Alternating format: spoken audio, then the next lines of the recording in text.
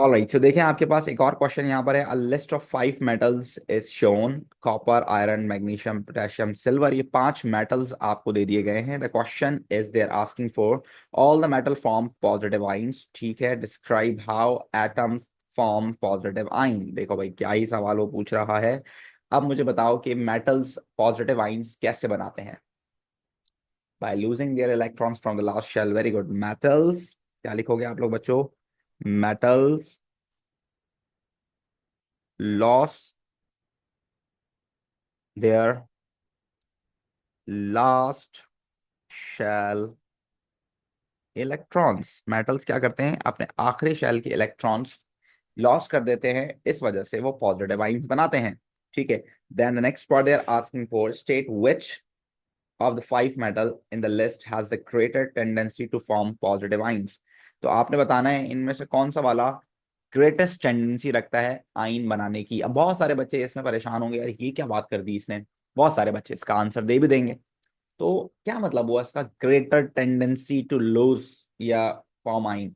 तो भाई, greater tendency of forming positive ions का मतलब ये होता है the one which is the most reactive. अगर आपको याद हो मेटल्स का चैप्टर, तो उसके अंदर हमने क्या किया था भाई? उसके अंदर हमने किया था कि the one which is more reactive can replace the less reactive. ये हमने मेटल्स के चैप्टर में डिस्प्लेसमेंट रिएक्शन में किया था कि अगर आप मोर रिएक्टिव डालते हो तो वो लेस रिएक्टिव को उसके सॉल्यूशन में से डिस्प्लेस कर देगा, उसको निकाल के मेटल बना देगा और खुद क्या बन जाएगा भाई? खुद जो है आइन बन जाएगा, यानी कि लॉस ऑफ इलेक्ट्रॉन कर देगा। उसके अलावा आपने ये बात पढ़ी कहां पर? इलेक्ट्रोलिसिस में। The one which is less reactive can be form at cathode. Cathode के ऊपर वो बन जाएगा जो लेस रिएक्टिव है, यानी कैथोड पे होता है गेन ऑफ इलेक्ट्रॉन। तो दो आइंस थे, दो में से एक आइन वो चला गया जो लेस रिएक्टिव था, उसने गेन ऑफ इलेक्ट्रॉन कर दिया, लेकिन जो मोर रिएक्टिव था it is in the solution by losing electrons, वो रहा उस वक्त वहीं पर। उसके अलावा आपने एक और चीज पढ़ी कहां पर भाई? आपने पढ़ी मेटल्स के अंदर ही, सैक्रिफिशियल प्रोटेक्शन के अंदर। When you have zinc and iron body together, so always the one which is more reactive reacts. ये तीनों बातें ऐसी हैं जो कि आपको ये बात मेंशन कर रही हैं, the one which is more reactive is always the one who loss electrons, right? So यहाँ पर potassium has the greatest tendency to lose electron because this is the most reactive one. So I gave you 3 examples ताकि आपके पास ये ध्यान में रहे कि the one which is more reactive is always the more reactive and show their strength, right, by losing their electrons first. Let's move on towards the part 3। बच्चों बात समझ में आ गई ना? The one which is more reactive always lose electron, और इसकी examples भी आपको याद है ना भाई? Suggest one of the 5 metals in the list which is not likely to show catalytic properties। कौन सा वाला catalytic properties show नहीं करेगा? So we know this, the one which is more reactive, oh, sorry, we know this, the one which is a transition metal always show what catalytic properties, right? तो जो transition metal नहीं है, जाहिर सी बात है वही कैटलिस्ट के तौर पे काम नहीं करेगा। सो इनमें दो चीजें हो सकती हैं, इसमें दो आंसर हो सकते हैं। या तो आप मैग्नीशियम लिख सकते हैं, देखो लिस्ट में मैग्नीशियम पहले आ रहा है तो आप मैग्नीशियम को ही ज्यादा पहले लिखोगे, इसलिए मैंने पहले मैग्नीशियम लिखा है। और अगर आप ये ना लिखो तो आप पोटेशियम भी लिख सकते हो, दोनों ही नॉन ट्रांजिशन एलिमेंट्स हैं। ठीक है। तो non transition elements they are not having the property to catalyse any reaction, सही है। तो भाई आपको याद होना चाहिए ये, वो देखो उसने पीरियोडिक टेबल वाला पॉइंट कैसे एनालाइज किया आप लोगों का। ठीक है, एक पहले एनालाइज किया नोबल गैसेस के थ्रू, और एक इसने अभी ट्रांजिशन मेटल के थ्रू कर लिया। Now state which of the 5 metals in the list is the major component of stainless steel. ये देखें, दोबारा मेटल्स का सवाल आ गया भाई। स्टेनलेस स्टील सबसे बड़ा जो लोगों का आप कह लें कि मिसकॉन्सेप्शन है, वो क्या है? बहुत सारे लोग स्टील को क्या बोलते हैं? स्टील को बहुत सारे लोग क्या बोलते हैं?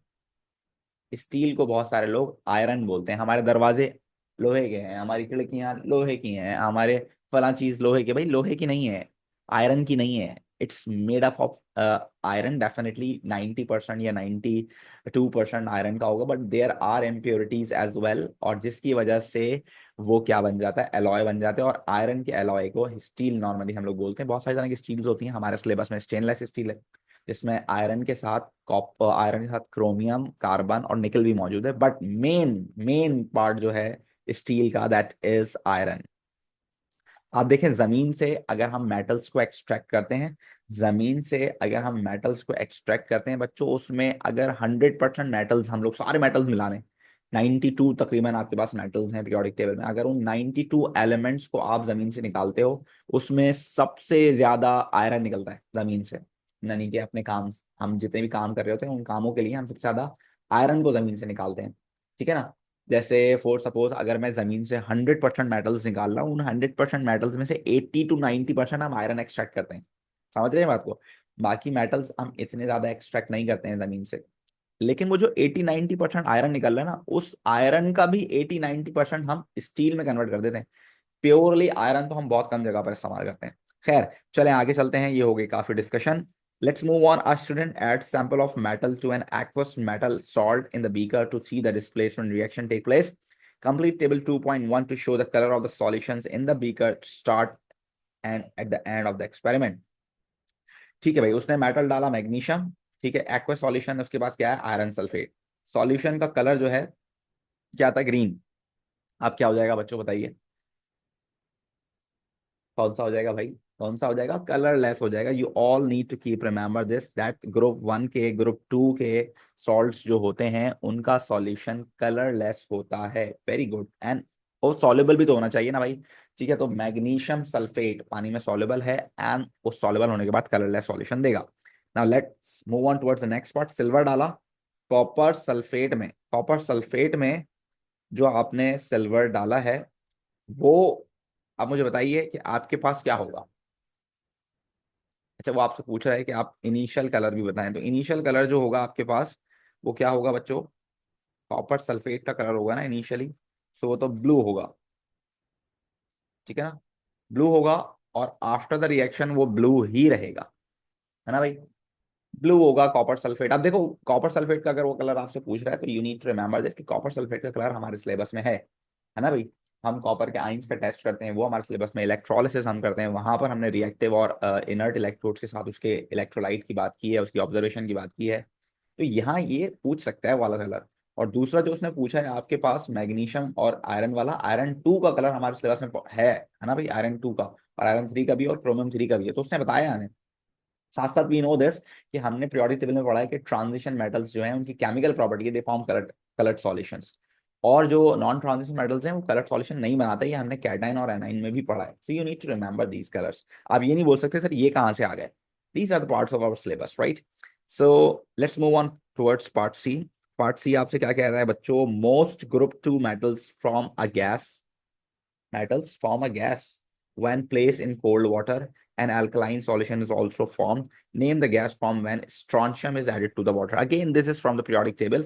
They are asking for if you are putting strontium into the water, what happens. So strontium is sodium, potassium, और नहीं, सोडियम पोटेशियम जो है आपके पास ग्रुप 1 के हैं, स्ट्रॉन्शियम मेरे ख्याल से ग्रुप 2 का है। मैग्नीशियम, कैल्शियम, स्ट्रॉन्शियम, हाँ स्ट्रॉन्शियम आपके पास ग्रुप 2 का है। तो अगर आप इसको पानी में डालेंगे तो I told you that when you move down the group तो रिएक्टिविटी ऑफ मेटल इंक्रीजेस। जब आप नीचे जाएंगे तो रिएक्टिविटी इंक्रीज होगी। So strontium is more reactive, right. So वो रिएक्शन करके ठंडे पानी के साथ भी रिएक्शन कर सकता है।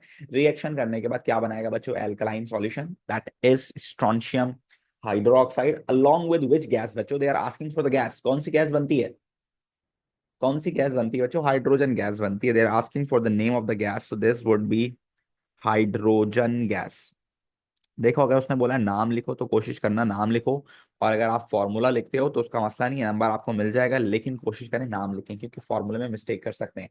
मे बी पॉसिबल आप लोग हाइड्रोजन गैस की जगह एच लिख दें खाली, that is not hydrogen gas ना। ठीक है, so you need to keep remember, नाम लिखेंगे तो बचत रहेगी आपकी खुद की। ठीक है, so let's move on towards next part. Name the alkaline solution from when strontium is added to the cold water. Definitely it is going to form what, strontium, strontium hydroxide, what जो भी आप इसको कहना चाहें आप कह सकते हैं। मेन चीज है आपका राइट आंसर होना चाहिए स्ट्रॉन्टियम या स्ट्रॉन्शियम हाइड्रोक्साइड। ठीक है, गुड हो गया। चल let's move on towards the next part. One group 2 metal reacts very slowly when placed in the cold water. When heated, the metal reacts with steam to form white solid.